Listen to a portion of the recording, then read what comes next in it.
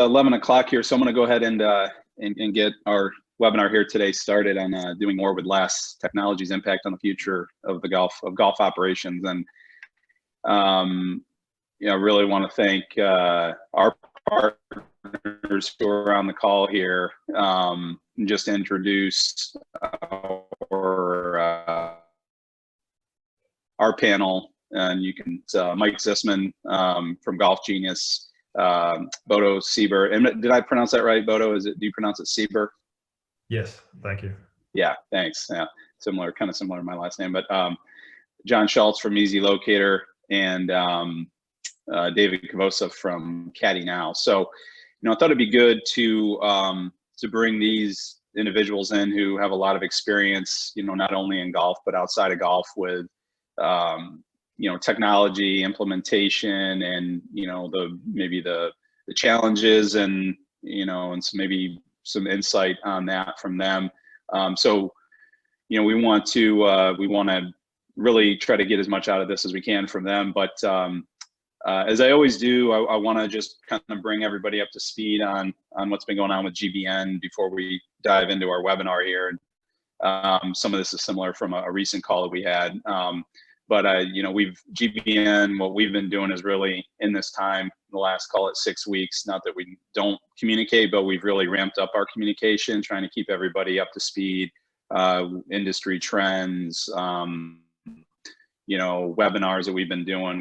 We've had 7 or 8, 6, 7 webinars. We're going to continue to do those on topics, which are changing almost daily, right? I mean, who's opening when, and how are they going to reopen? What are the best practices? So we're continue to work on that. A lot of questions that we've thrown out to our network, trying to share as much information as possible, and then reports from our surveys. We've had some operational reports that we've done, and I'll probably have another one coming out here to try to get another snapshot of where things are at, in the industry. So we've been really busy just trying to keep everybody informed, and are going to continue to do that.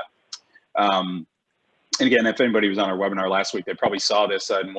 This is maybe 7 or 8 days old now, but this was from a survey that we'd sent out. Is your golf course open? It was about 45%, which at the time was pretty consistent with what I was seeing from National Golf Foundation and others. But what was interesting there as well was for those that were open, we asked if they were slower or relatively normal, and 70% were busier than normal, which is also what we're seeing in the industry. So for part of what we're going to do on this call here today is try to make this interactive with our attendees and our audience. So I'm going to send out a quick poll here just to see, for the people that are on the call, is your golf course open? So if you can just take a moment and respond to that. We just kind of want to get a snapshot of who's on here. So starting to see some higher numbers there. About 60 right now, about 63% are open, which makes sense, because when I sent this survey out very shortly after that, there were some New York had opened up, and some others. So we're seeing maybe greater than 50% of the clubs being open now, which is hopefully a good sign for things to come.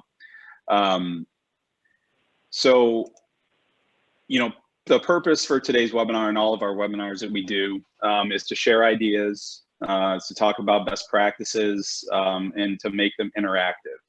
That's really, everybody on this call, this panel, we don't have all the answers, but we, I think together, along with our attendees, can share some good ideas, and hopefully put people in a better position to be ready for when they do reopen, and also looking towards the future. So I'm going to just share the results there real quickly. So we had 67% said their golf course was open, which is great. Hopefully they're busy as well, and we'll continue that. So what I wanted to do was just kind of throw out some questions and have our panel weigh in, with their experiences, and also have please, anybody on this call, type in the question and answer if you have questions for any of these individuals around, maybe it's around their product, or just questions in general for this panel. either type them in the Q&A or in the chat, because we do want to maybe, get as much out of this as we can. So, one thing I've thought about is, is now the time, to implement a new system in your operation. And, just from my days as a golf professional, it was always, a hurdle to think about, when are we going to do this? When are we going to bring a new maybe technology or software program into play? And it was usually, seasonally. But this is an interesting time where everybody has been disrupted, and, is this the right time to do that? Because maybe your golf shop isn't open. You're still busy on the golf course, but you're not maybe doing the same things that you were, prior to. So, I want to ask our panel here, as far as, maybe some of their experiences, not necessarily, maybe it's in golf or maybe it's outside of that, but, Mike, and not to, date everybody on this call, but Mike and John might have some more experience in some of these things with their background.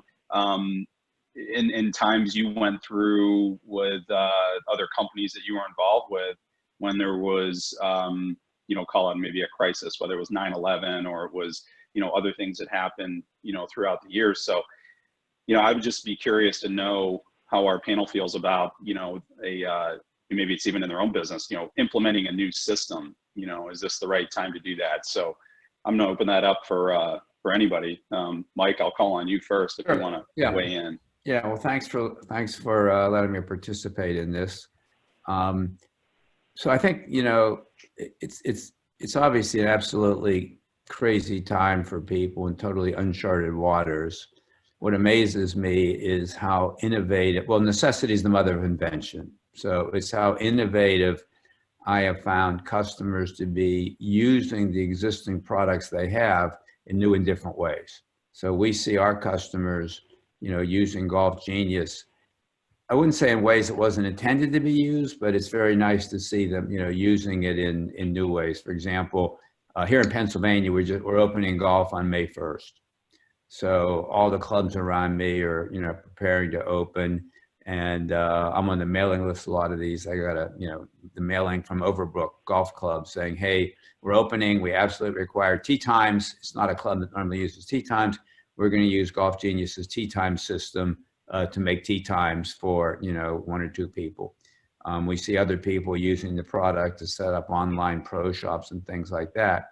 And we've been surprised, actually very, very, very surprised at how many clubs have recently signed up for our product. We're close to making our original plan for this month, which if someone had asked me on March 31st, I would have said not a prayer. So I think people are, some clubs are, in most cases, at least in Pennsylvania, the pro shop is closed. So the course is open. You can show up, ideally at your tee time and not before your time, tee time play, and go home. So the pro shops themselves actually do have time to do new things. And I think they're all being very creative in figuring out what to do. Within our own company, I would just say, I made a decision early on that we were not going to lay off or furlough people. And I started something called Sharpen the Saw, which many of you will remember from the 7 Habits of Highly Effective People. So I said, there's a lot of things we never have the time to do, but we're going to have the time to do them. So we have a number of projects, looking at different things that have always been on our agenda we can never quite get to. And some of it is implementing new products, right? So in our case, it's more infrastructure products. So, I think it is time for people to step back and say, okay, do we have the cycles? Do we have the time to do more things? And I think they are stepping up. Interesting. Good to hear about, that you're meeting your goals. So I like that. Yeah. Well, Patrick, I'd like to kind of, add to what Mike just said. To me, I've experienced a lot of this do more with less coming from the technology world. A lot of us took that mantra in the 90s as technology started to become more invasive in the commercial space. What I'm seeing and the customers I'm talking to, many of them do have individual components of technology. And the big question is, how do we connect them all together? And if I look at our panelists today, many of our customers have our products already in there. And so what the customer is looking to do is saying, once a member comes on premise, how do we know that member is there? Well, there's technology out there. There's plenty of Clubhouse apps that basically have geo-fencing capabilities. So once we know that member is on site, you know, a product like Golf Genius, the guy's already got the tee time, so somebody in the golf shop knows that, you know, Mr. Zisman's coming on property. And once they're on property, if you have a caddy system, now caddy now can be notified, the caddy can be implemented. And, or if they have golf carts or a tracking system, for instance, like with Tag Marshall, it's all there. Now with our product, you know, we now can have all this information even to the caddy, but we've also started implementing that ourselves, is the ability for our members that have this product to be able to have their membership download or print out the whole location sheet before they even get on site. So no more having to do the reduction of interface of your staff with the membership. However, you're improving your service. And I think that's the key thing is that, you know, with technology today, the biggest challenge is how do we pay for it?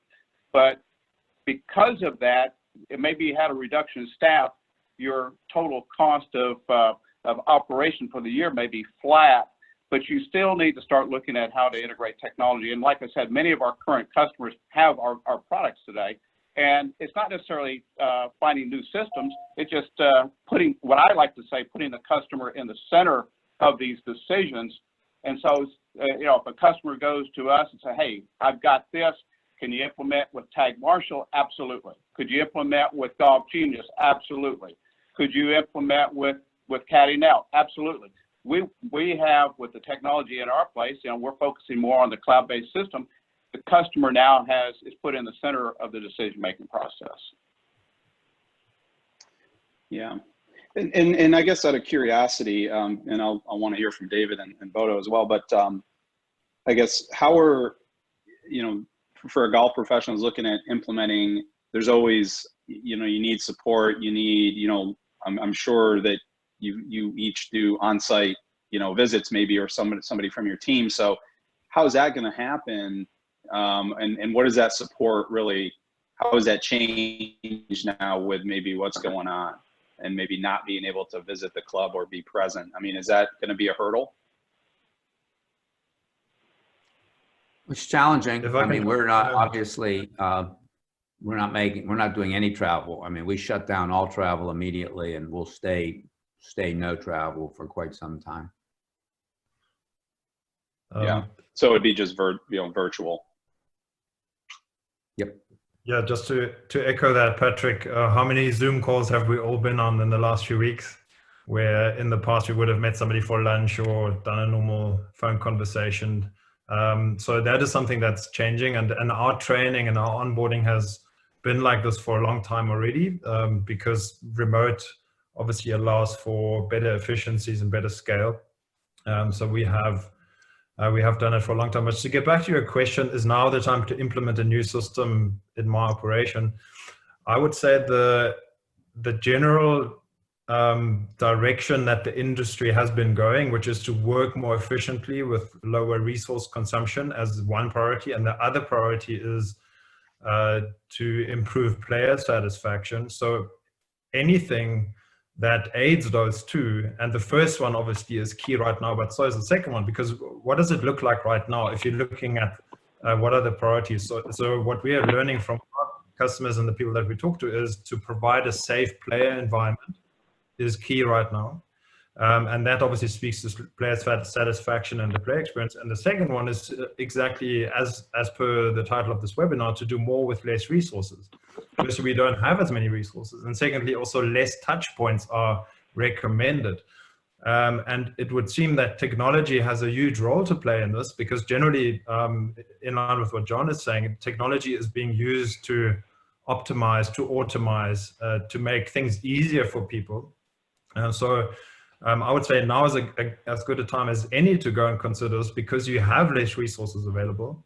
And if there's technology that helps you fit those key objectives, provide a safe player environment, and do more with less, then maybe now our hands are forced to go there sooner than we maybe would have. And it's like with the Zoom calls now, it's normal. And the moment that you start using a system like that helps you achieve those goals, you will never look back. It's like I tried to compare it the other day. It's like, for instance, you might have used maps, paper maps in 2005. Now that you've got Waze and Google Maps, you would never go back there. So that is what technology does to you, and it becomes normal very quickly. So and sometimes we get forced to adopt something sooner than what we may have anticipated, and this is one of those time periods. Yeah. Yeah, I just polled the audience here on if they would consider implementing a new technology in 2020, and a pretty resounding yes. So that's good to hear as well. Yeah, go ahead, Dave. Yeah, let me jump in. Yeah, I think it's great to see that poll response as well. But prior to starting Caddy Now, 5 or 6 years ago now, I spent 20 years in the defense and intel world selling satellite communications to the government. And I thought that trying to get the government and intel community to change the way they do things was pretty hard. And then I came to the golf industry, and I've been trying to convince boards of directors to change the way they've been running their caddy programs for the last 100 years, and discovered that the government changes much faster than private country clubs. So I think it's just we see the directors of golf, the head professionals, even the general managers, controllers, they make the transition in their minds pretty quickly, but then trying to convince that board to make a change, getting 10 or 12 people to all agree is extremely hard. I'm hopeful that kind of these large world changing events give the professional staff at these clubs, the backing they need to make some aggressive changes during these times. And I'm hoping that's how they're thinking about it as well. Yeah, good point. Patrick, So- if you don't mind, I'd like to insert a little bit with what David just said is, I have to agree with him. Coming from the technology world, I found it easier to sell a multi-million-dollar software solution to a CIO or CEO than our little small package to a club. And it really is that extensive decision-making process, because I think everybody's on board, from the club professional to the general manager to the superintendent. They want to basically implement this thing. The other component that I see is there's not necessarily a fear of technology implemented at a club, but having the right person. So I see over time, if a club doesn't have a line item for implementing new technology, they soon will. The key component to that is having somebody on staff that understands that, or their business partners, such as the other 3 panelists on here, acting as trusted advisors. And so how do we act as a trusted advisor to our customer such that they have faith in us, that we're serving their best interest? So I think the whole dynamics of how business is done is not necessarily a customer-vendor relationship in the future. I think it really becomes, how do we develop this trusted advisor relationship amongst the vendors that we have, such that, because we're going to see more and more small organizations like ourselves play more and more key roles in how a club is successful in the future.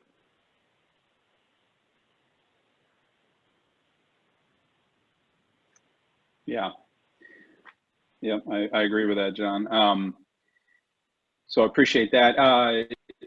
So then I go on with another question here, and I'm sure this is on the minds of every golf professional who likely has a smaller staff now maybe than they did not long ago. How can I implement that technology to provide better service when I have fewer people, fewer hands? So yeah, I would be interested to hear not only from from you all, but hopefully some of our audience to give some feedback here. But what would any of you offer about this? With less people there, how can they implement it to provide that better service? I'll just offer this up. I think that one of the lessons we've learned about the internet in the past 20 years is people rather do it themselves. Self-service is the core of a lot of the services offered on the internet. As I like to use the example, I'm old enough to remember when you would walk into a bank and they would charge the teller to give you your money. Now you walk up to an ATM and they charge you to give you your money, and you like it, right? You like it because you don't want to wait in line at the bank. You know, I'm a member at Marion Golf Club, been on the board. I love it. I've been frustrated for years. We have 4Ts, which is a great product for tee times, but they were never willing to use it for restaurant reservations. And it's like, tell me again, why am I calling the club to make a restaurant reservation?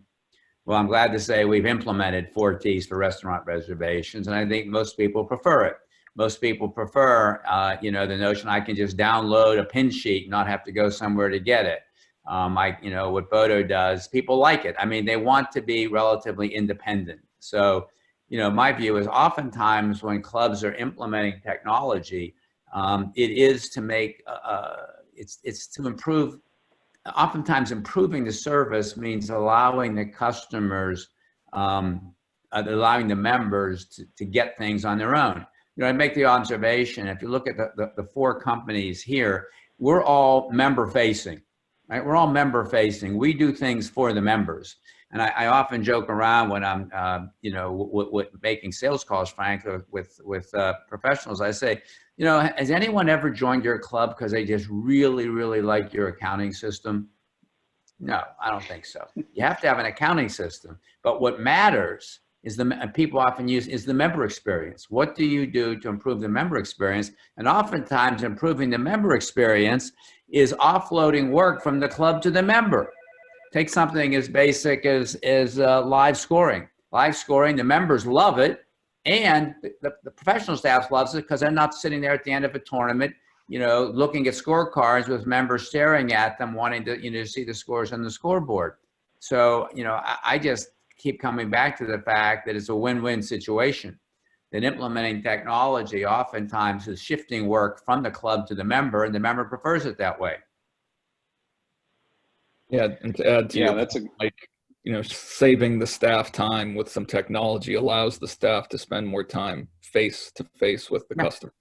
And we hear that all the time from people is I actually now get to spend time, you know, with the members instead of being in the back office changing tee times for the member guests. I completely agree. And, you know, I mean, you know, people often lose sight of the fact that golf professionals are very, very well trained and what they're really, really good at is interpersonal relations.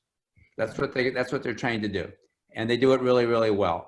And I think many of them are very frustrated when they find themselves in the back office of the pro shop, you know, working with stuff instead of being out with members. Anything that allows them to spend more time with members is a very, very good thing for both, for the members and the staff. Absolutely. You know, that kind of hits on a couple of things I was going to bring up. You know, Mike, you talked about live scoring, scorecards. I'm assuming that, and David, we've talked about this, you know, the cashless society. Is that going to drive a lot of maybe change here where, you know, maybe people don't want to handle scorecards anymore because of, you know, what's going on, and that those can transmit germs. Cash, you know, certainly as, you know, where's that been? So are those things that are going to drive the change in a golf operation? I mean, I think we all can agree that, and maybe this was mentioned,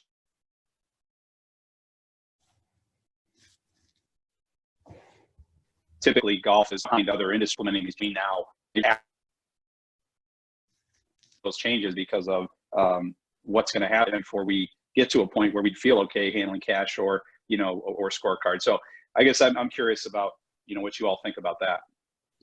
Yeah, Patrick, I don't know if pin sheets. I don't know if it happened with everybody else, but you broke up for 10, 15 seconds there. But I think I got the gist of your question.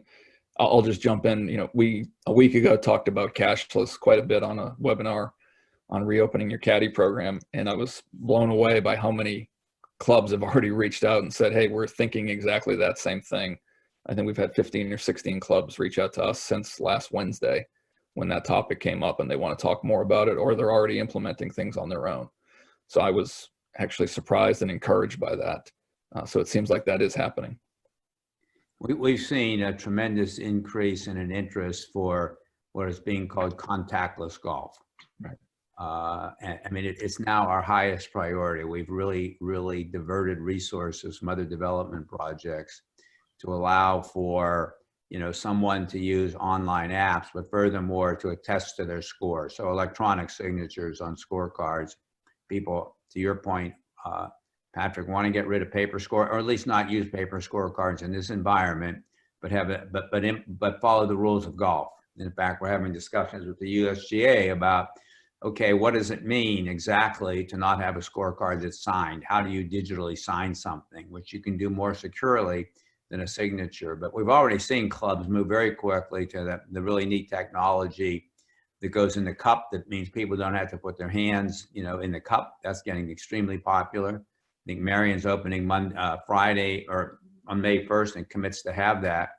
But I would say contactless golf is extremely high on people's priority list.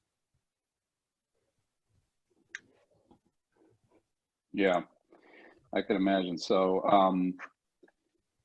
that kind of leads into the next question, and and then just more curious. Some of you are on the panel here are members at clubs, but what is our expectation of our members when we get back to playing golf? I mean, are they, we're going to have less to work with. The shop may not be open yet. The food and beverage might still be doing just the takeout. What are they going to expect? And this came up on a phone call I had the other day with some of the top assistant golf professionals, and one of them mentioned that it was at their club, they kind of went, it was what they call, trunk to tee, right? I mean, so that's, your members are really just getting out, maybe able to hit a couple balls, but they've got to keep the distance and then going right to the tee box. So what level of service should the members expect? I'm just curious, on anybody's thoughts there. I think they're thrilled that you just get out and play golf. Yeah. Well, I Man. agree that I think the with the technology we have today, most members are pretty much satisfied that the golf drives the club, and the other services there are what Mike just said, self-service. I think over time we will get accustomed to more of a self-service environment within the clubhouse. Here in Texas, we're very fortunate that courses have been open. And my conversations have been really positive from the course operations. Is they're actually looking at new ways to be able to serve the member, while the member just comes in, from the trunk to the golf course and continues to play.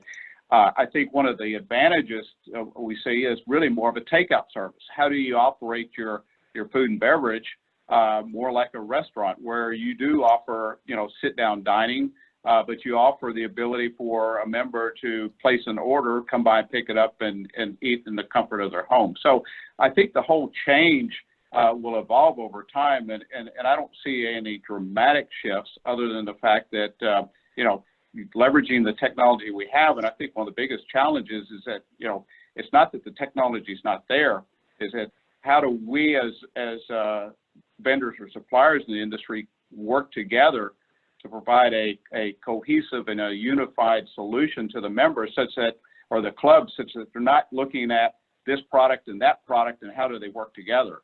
So I think it really encumbers, not only does the club take a look at what their needs are, but I think organizations like ourselves that are here today start to have this conversation about how do we benefit the customer and join the forces together to basically come up with a solution that works best for them. So maybe if I can add a practical example of what you're explaining here, John. So one of the key requirements is for the club to provide and actively manage a safe environment, right? So because, as you said, golf drives the bus, and golf is why people come, and also other outlets at the club are restricted, at least for a while. What happens out on the course is absolutely critical in terms of that safe environment. So we're finding a lot of our partners are using Somebody's getting a call. A lot of our partners are using our technology to ensure one of those key safe environment factors, which is the distancing between groups, because it's very easy to have a knee-jerk reaction and say, well, let's just space out our tea times to 15, 20 minutes so everybody's got a lot of space out there, but that hurts your capacity very quickly. And like we said, we're expecting more traffic, so we need to service more people and we need to have more capacity available so we can do that well. Also, there's less alternative revenue sources that we can drive right now because our restaurant is limited. So where technology like ours and John's works together, for instance, is that we can help manage that on-course traffic really well, so that there's no doubt in the players' minds that this is a safe space, and those 9-minute intervals are well communicated and they're well managed and everybody adheres to them, and then a technology like Easy Locator would help assist the club and our system in setting up the course correctly, so that depending on the traffic that you're expecting tomorrow, depending on the weather you're expecting tomorrow, you can provide the best possible setup so that you can provide that safe environment and you're not by mistake creating choke points on the course where groups are backing into each other and stop feeling safe about the experience. That's just an example of, I think, where John is going with how can we connect technologies so that we can provide the best possible outcome for the members and guests that are coming to our clubs. Yeah, agreed there. And I just pulled the audience just on their outlook here. So interesting, you know, a lot of uncertainty, obviously. I mean, that's just probably in everybody's mind, but thought that was interesting. Yeah, and John, just so you know, I do have one of your slides towards the end about the connected club that I want to, you know, kind of hit on. So, you know, I'm sure we'll get some more conversation, but that seems to be a common thing I'm hearing between you all is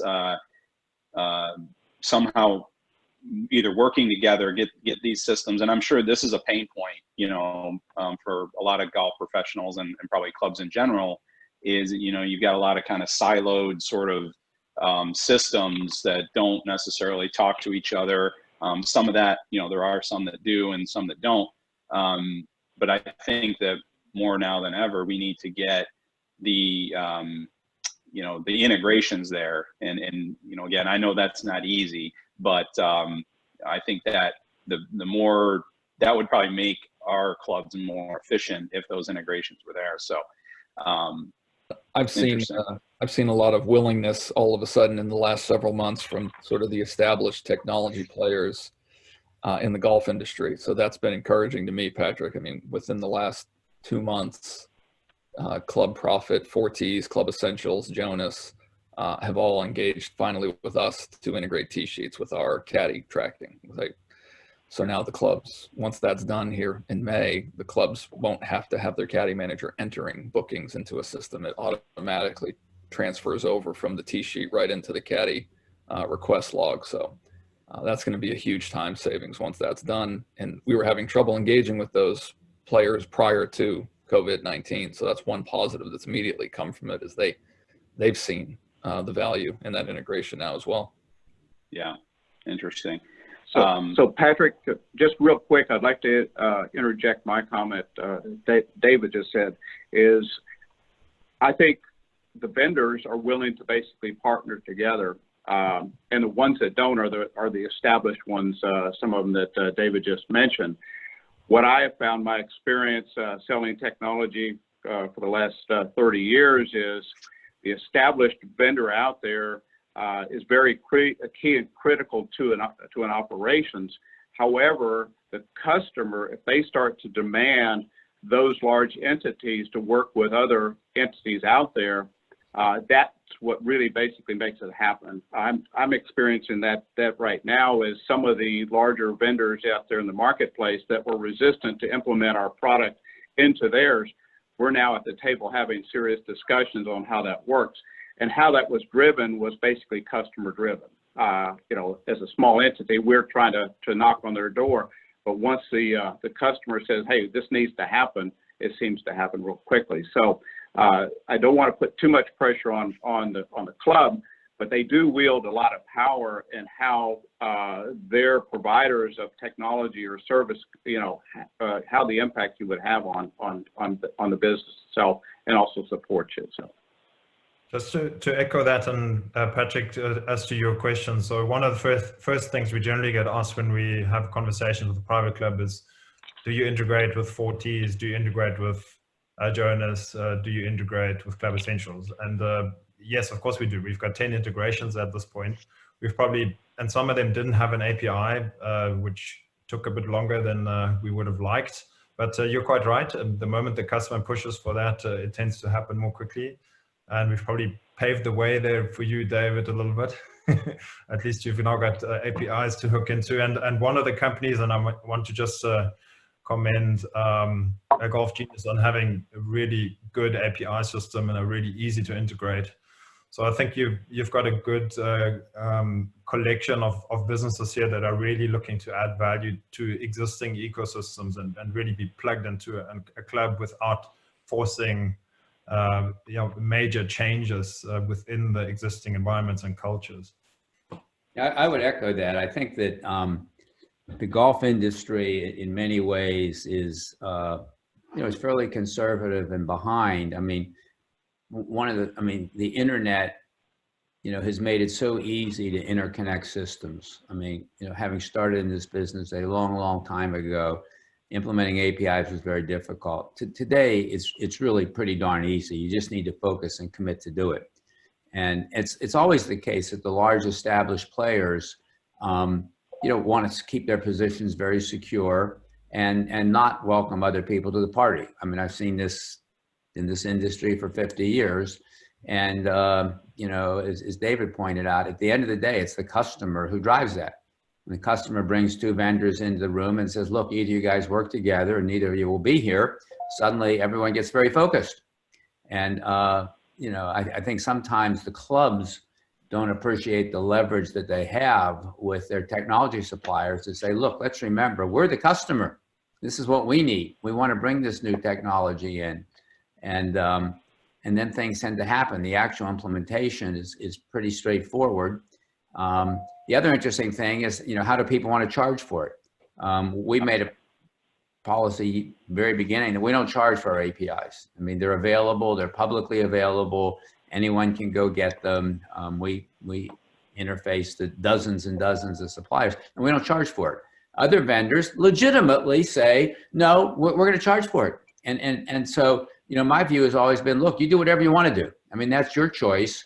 I'm not saying it's a bad thing. Some people, we're a totally bundled product. You pay one fee, you get everything.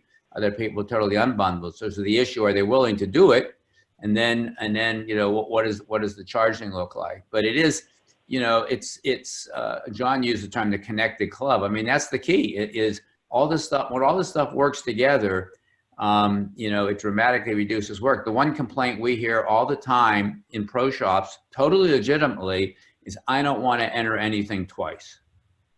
A, it takes time, and B, now it's sort of, as people like to say, what's the source of truth, right? Which one do I believe? But fundamentally, we should be working together so the clubs don't have to enter the data twice. It's really as simple as that, and implementing these APIs is just not very difficult.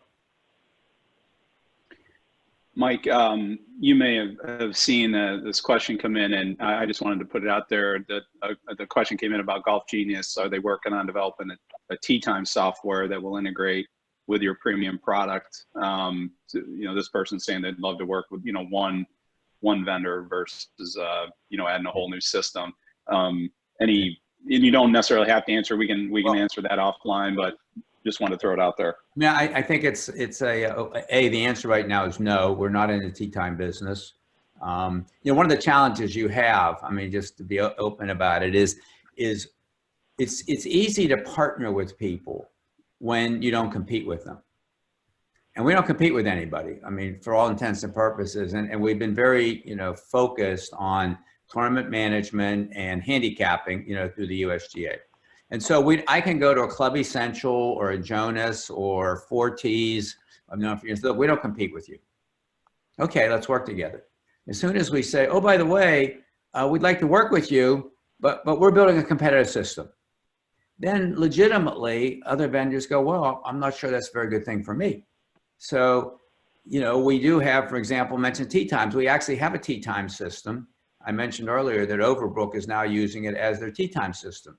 It doesn't do a billionth of what 4Ts does. I mean, I'm very familiar with 4Ts as a user of it at two of the clubs I belong to. And so it's very easy to say, well, we'll go build a tee time system.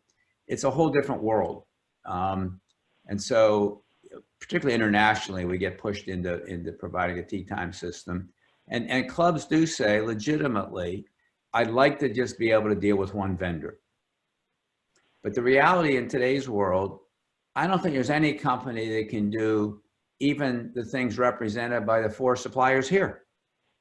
I mean, they're totally different. They're totally different the domains of expertise. And the traditional issue in the technology has always been, integrated suppliers who do everything medium well versus best of breed. That's been a debate in this industry since I walked into it in 1970, literally. In IBM, we do everything medium well versus, best of breed suppliers. I personally believe that the pendulum swings to the best of breed suppliers because it's so easy to integrate these systems today. If it was very hard to integrate them, at some point the customer says, I'm done screwing around with this. I'm just going to put in one system. But as it gets easier and easier to integrate, I think you're actually, better off with a set of best of breed suppliers, as long as you don't have to play the referee among these vendors trying to get them to work together. Yeah. Patrick, I've seen the same thing myself, is that I've had many customers say, what, you offer a whole location system. Why don't you have GPS in there so that, now the member can see what the yardage is from the course and stuff like that. Well, my answer has always been, what is our core business? And we want to stay with our core business because we want to be the best of breed in that core business. We want to provide that best service. And there's plenty of other organizations out there that do provide that best of breed GPS technology, whether it be a handheld or a cart-based.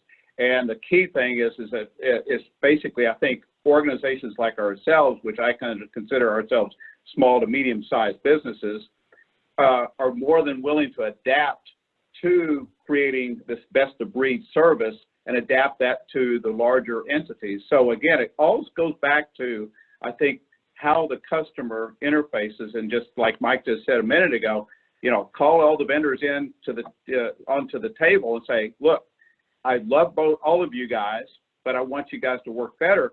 And the benefit is that we're all successful at that, but more importantly, it allows the customer to do more with less. And that goes back to the fundamental question that we asked early on, is how does the customer do more with less? And I think it forces us, the vendors, to take some of that load off and come up with creative ideas to allow them to do more with less. I'd like to give you an example of how well it can work when people do integrate. I see Jeff Mann just posted a question or a comment about Club Essentials and Golf Genius. So here's an example where there's overlap. We provide a registration system, very, very popular, but it's totally focused on golf events, right? It's focused on golf. It's a member guest, and you can register, one other member and 2 guests and blah, blah, blah. It's all focused on that. Club Essentials, as part of their reservation systems, also has a tee time booking system. And you could book events, but it's not specialized in that. We got together with Club Essentials years ago and said, let's just take an agnostic approach here. And literally, if the customer is using Club Essentials, when that golfer goes to goes to the calendar and clicks register for an event, they may be shuttled off to the Club Essentials registration system, and they may be shuttled off to our registration system, because the club professional can decide for certain events, like the member guest, the member, league play, and things like that, we want to go through a Golf Genius registration, other cases through Club Essential. And then we sync in both, we call it two-way sync tee sheet synchronization. So if the tee sheet's blocked out at the Club Essentials level and they're using us, we send back the completed tee sheet, because we're not the system of record. We're not the system of record for tee sheets. Likewise, in some cases, they register on Club Essentials. Let's say it's a simple event, and we get the list of registrations. And it's to me the best example of integration we have, where it's really, okay, what's best for the customer? Let the customer decide. For certain events they want to use us, for certain events they want to use Club Essential. And we have the most complete integration with Club Essentials. We have good integration with lots of them, but the most complete integration with Club Essentials, because we came at it from very agnostic. What would the golf professional ideally want to do?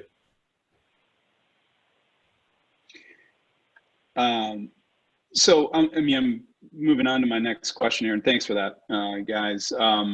And David, this might be a good one for you, because you might struggle with this the most, although, you know, I think that's probably across the board just with implementing technology in general. But, you know, how do you combine technology with tradition to solve problems? And I think that, you know, it's a high level question, but it's, you know, I'm sure you and your teams have all dealt with this, and that, hey, this is the way we've always done it, right? I mean, that doesn't make it right. But with, you know, with caddy programs, I got to believe that this is probably a hot button there.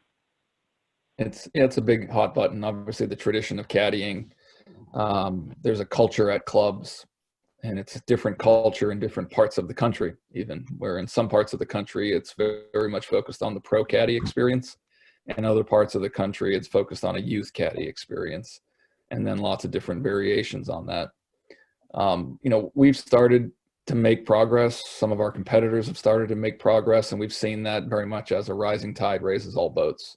I mean, the more clubs that make this transition and see, hey, wait a minute, this is the future. This is a better way to run a caddy program.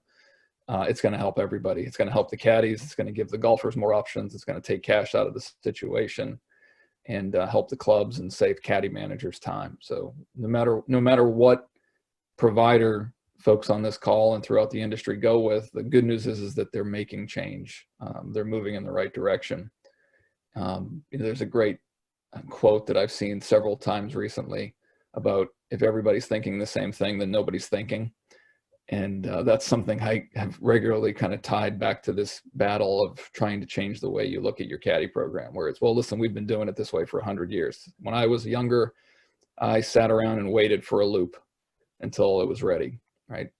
And that's just the way you do it. And it's just like, well, yeah, I understand, but that's part of the reason why we're having trouble getting caddies these days. And there's a better way to do this. And if you want, your members can do this via technology. And, you know, we've talked about it before, book the caddy through an app. Or if you want, we can be completely transparent to the membership. They don't even know Caddy Now exists at your club. The staff still do the booking, the tee sheet integrates over, and the member doesn't even know Caddy Now exists. And that's a capability we offer, and I'm sure others offer as well. So at a club like Mike's at Marion, you know, the average member at Marion doesn't even know anything's changed. You know, that's where we're trying to do to move forward, to, again, use technology to enable a great tradition of caddying. And if the club doesn't want the member to know, then the member doesn't have to know. So hopefully that makes sense. Yeah, and I think it goes back to a little bit about what, you know, John and Mike and you all have echoed, but it's really driven by the customer, right? In this case, the member. You know, the member wants to be able to do this. The member wants to make a tee time on their phone. The member wants to do these things. And, you know, maybe more so it's the pushback comes from, you know, the staff there. But because I've dealt with that. I mean, and I'm sure Mike and John and probably Bodo maybe to some extent, you know, when I say tradition, you know, some of that might just be kind of people that are maybe just stuck in their ways. You know, your Mike's product, their golf shop product, you know, which is, you know, born out of something that I'm familiar with. It was taking paper and pencil away from an operation and putting it into, you know, like, you're going to track your special orders here and your demo clubs here. It's not, you're not writing stuff down, and you get a lot of pushback. So, but I think, you know, once people experience it and they know that it makes their life better, it's going to make the member's life better. You know, that's how, you know, it's problem, solution, reward, right? I mean, that's kind of what people are going to go towards. So, you know, Mike or John or Bodo, you guys have any comments about this question? Well, I'm smiling at David's comments, because I spent several years on the board at Marion Golf Club and as the treasurer and chairman of the finance committee. And most clubs don't want to deal with the reality that there is a huge problem viewing these caddies as independent contractors. And everything you do to make life better for the caddy it chips away at their independent contractor status. To David's example, you say, well, look, you don't have to come hang out. We'll tell you when to show up. Oh, really? You're telling them when to show up? Aha, that's like an employee. And we give you, you give them a bib, and we give you a laser gun. Oh, really? And so, this is a disaster waiting to happen. I don't mean to be giving an advertisement for David here, but I completely understand the problem he's solving. It's one of these things that the government legitimately is focusing more and more on it. The interesting problem is, and I'm sure David's aware of it, I used to joke around at Marion, I say, I don't think our caddies all stop at the bank on the way home to deposit their cash, right? Really don't think so. So when you move them to a situation where they're, brought in, they're taken out of, they're no longer in the cash society, it creates problems. But, to David's earlier point, clubs, it's sort of like, excuse me, it's, if it ain't broke, don't fix it. And you think it's not broke, but in many ways it is. And it's a very natural resistance. But it's one of these things, it's a good example. We know this will happen. We know this is going to happen. That whole industry is going to get restructured. And it's just a question of, kind of waiting it out a little bit, right? And just keep chipping away at it. Yeah. David, I could go be a sales guy for you. Just to echo that sometimes you need to go at the pace that the industry is willing to go. And obviously there's a very broad spectrum. So our customers include the very far left multi-million-dollar massive industry operation that's Pebble Beach. And on the other side, it's a very traditional club like Garden City. That is the most traditional golf club you can find. Right. And that is because we have a technology that is respectful of tradition, but for somebody who wants to push the boundaries, we obviously have the innovation as well. And when it comes to optimizing your course, you can do it in a mindful and traditional way, as long as you are open as an operator to look at the right things in the back office where your customer doesn't necessarily go. So to give an example also how quickly the times change. 2 years ago, having conversations at the PGA show, we were quizzing people. So do you use data to make better decisions within your operation? And how do you collect that data? And is that something that's important to you? And many people would just look at us blankly. It's like, what are you talking about? And this year we had the same conversation. And the person that we speak to would say, yes, of course, but everybody's doing that.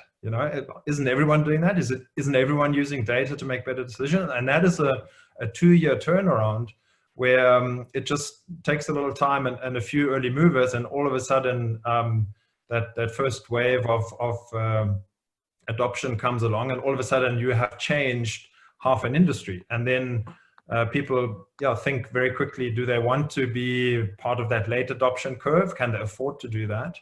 And that is obviously where we're all evangelists and pushing for ways to be that are mindful of tradition, that you can do things differently without turning everything on its head. Odo, it's that transition. It's that transition from, oh, I'm not sure that we want to change, to that's just the way we do it, right?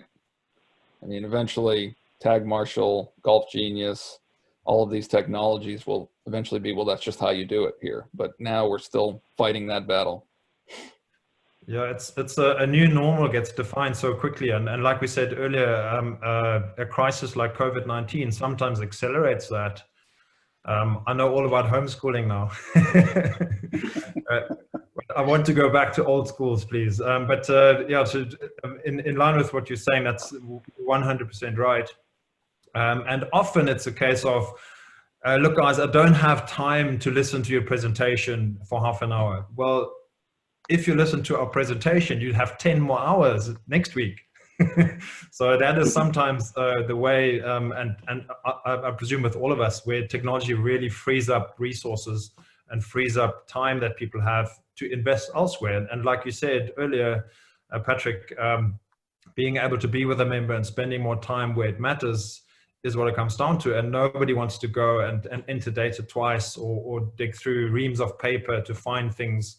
Or we always say that reams of paper and pen and paper sort of data entry is where data goes to die. So you want that automated, and you want it presented in a way that that you can really use daily, and that is where technology is obviously a game changer. Yeah. Patrick, I've got an interesting story. I think Marion has been a focus of this conversation today, and I've got an interesting story, which is basically mirroring tradition with technology. About 10 years ago, I was trying to sell our product to their superintendent, the director of agronomy, Matt Schaefer. And so I was talking with Matt, and Matt goes, John, you've got some interesting technology.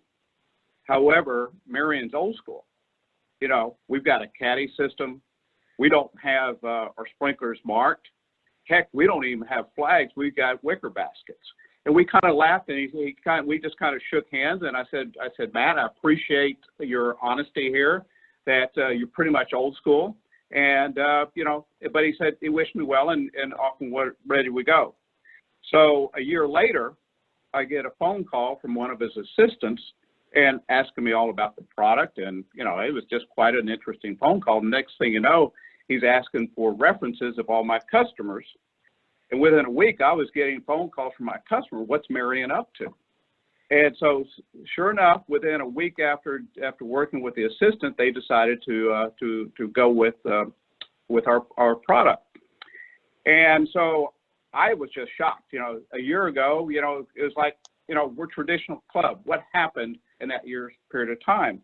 So I, sat down with Matt and his team in their conference room. And I said, Matt, you remember the conversation? Absolutely. So what changed in this last year? And he goes, well, many of our members are, belong to other clubs, and many of them go down to Florida in the wintertime, and they all came back saying, we wanted a professional looking hole location sheet. So the members basically drove that. So it was really quite interesting how, again, the power and the strength of the membership evolves. But what's really more importantly is once that was implemented at Marion, the staff at, the ground staff was really excited about it because they had a process in place that made their job more efficient. The caddies started to like it. I've heard multiple stories from caddies of other clubs. They pull it out and say, really, now I've got confidence that I know exactly where that hole is. So again, that's a solution to a traditional problem where, you still enhance that tradition of caddies and so forth like that. So again, I think it's just, now is the time. I think timing of implementing technology is kind of one of those things that we have the opportunity to do that. And I think, as Bodo mentioned, situations like what we're in now kind of bring forth the need and the desire to hurry up and implement something. I think we need to be careful about making sure that we all implement it correctly. Yeah. And I think the other part of that story there, John, is that no really only means not now. If you're in sales. Well done. Yeah. Yeah. So, we always got to think. Well, and then I'm going to skip over this last one. I want to get to, this slide here, just to try to hopefully keep this, we don't go too far over an hour, but this is, we've talked a lot about this here today, the Connected Club, and this is John Schultz's slide. He let me share this with you. So, I think that just to kind of wrap up everything we've talked about, it's like, yes, having integrations and having these vendors work together for the clubs, I think right now is the time for a lot of this to happen. And it's great to hear, from you all, David, and you mentioned, and Mike and Bodo, about you're seeing this happen more now with these companies working together. And I think that's only going to be beneficial now.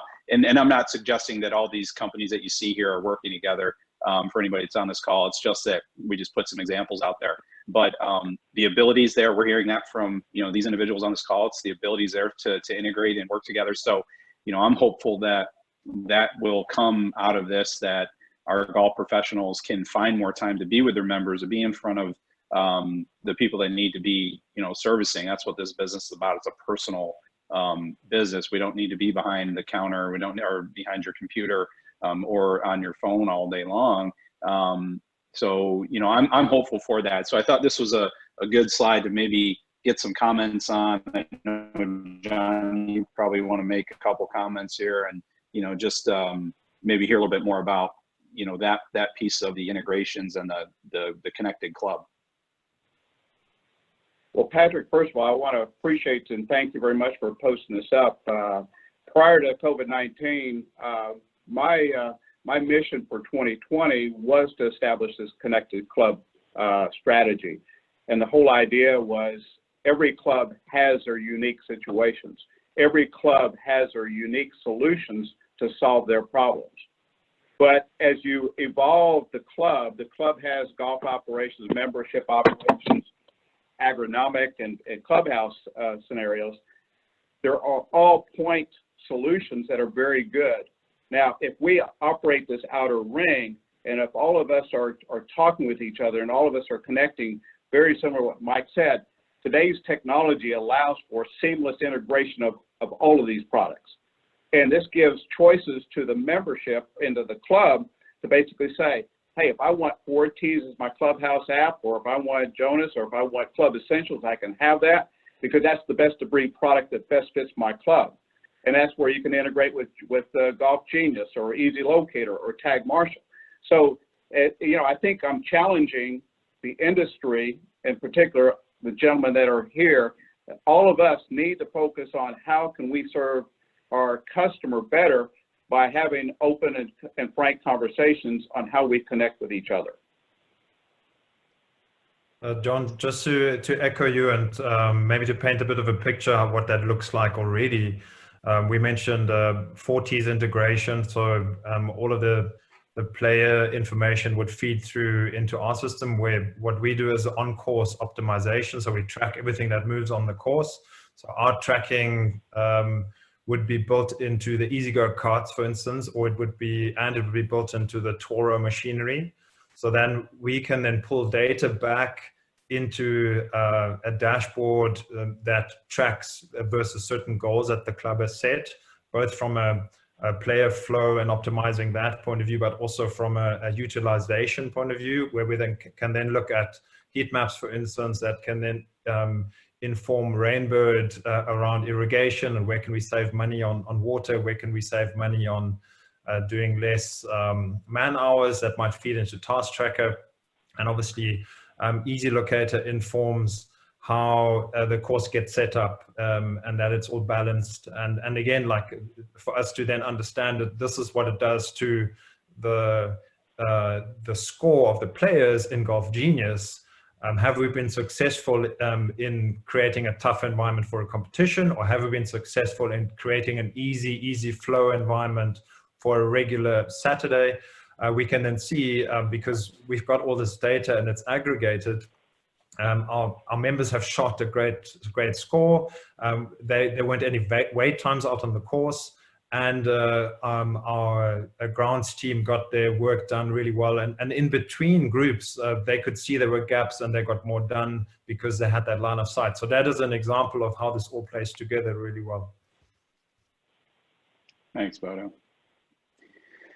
Well, gentlemen, I want to just thank you all for being on here. It's been, enlightening for me, and I've learned a lot.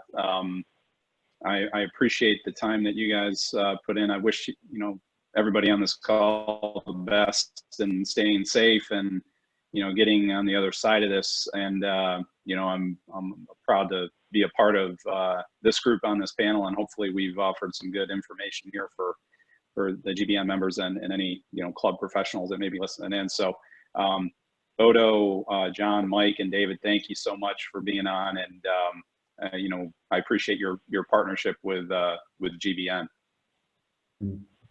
Patrick, thank you for organizing this. That was very, very interesting and good to see all of you. Thanks, Mike. Patrick, thank you. We'll see each other on the golf course.